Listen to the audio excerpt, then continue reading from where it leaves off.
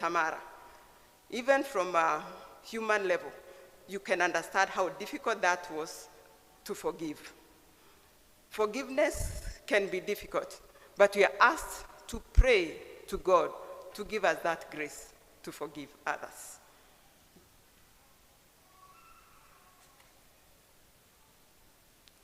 Not only on spiritual grounds is it having adverse when we don't forgive.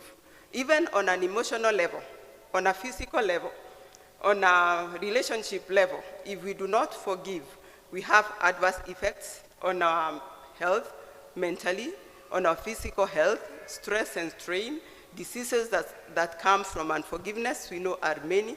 So please let us try and continue to forgive. Ask God to give us that grace to forgive others as we continue to seek his forgiveness.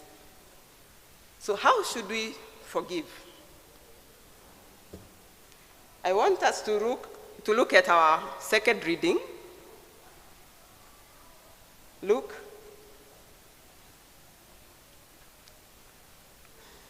chapter 15. This is the parable of the prodigal son. But today I want us to look at the father. We know that the son was given his inheritance and he left. And he went and he squandered all of it. And after squandering all of it, he came back to his senses. We are told he came back to his senses. So it means that when he was going, the emotions which made him ask for his inheritance, and he went and squandered it. But he came back to his senses. And he sat and thought and said to himself, I will go back to my father, and I will ask him to make me as one of his hired servants. This son, even as he was going back to the father, he had it in his mind to earn his father's forgiveness. He was not just going, but he was going back with that intention of earning his father's forgiveness. So, my first point, as I talk about the father and what the father's actions teach us. 1, let's be quick to forgive. Let us be quick to forgive. We see the father in ancient Israel.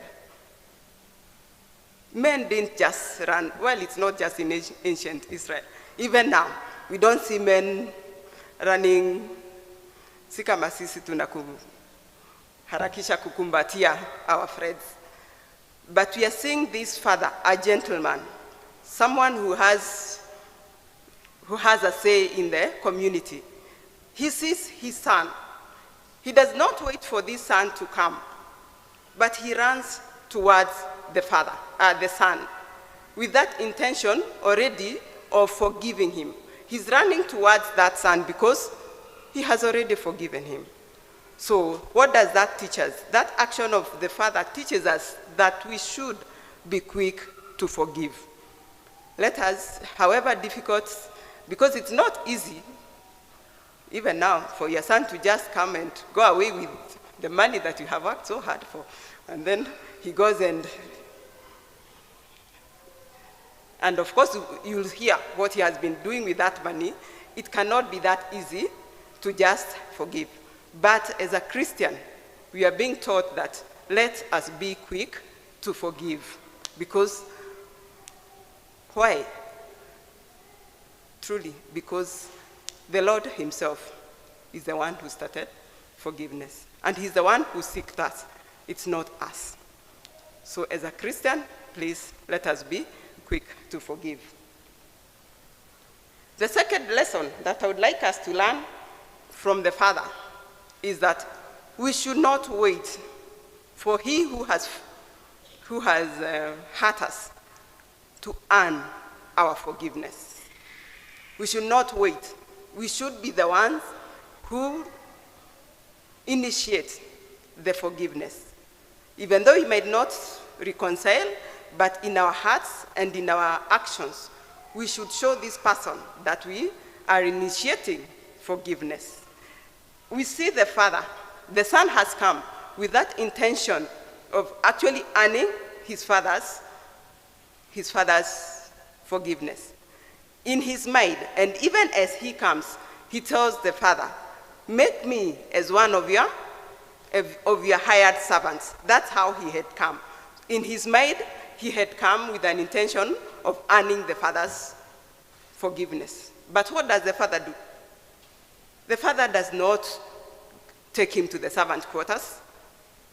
No. The Father reinstates him to a sonship. We can see in verse 22. Luke 15, verse 22.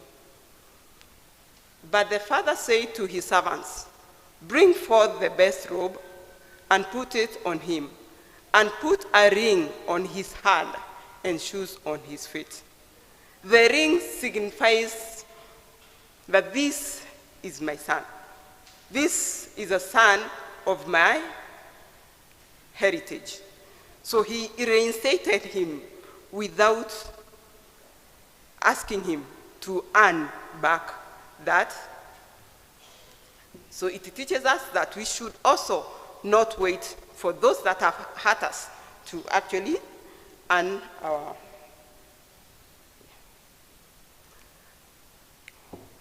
We also learn as number 3 that forgiveness is an act of love. We forgive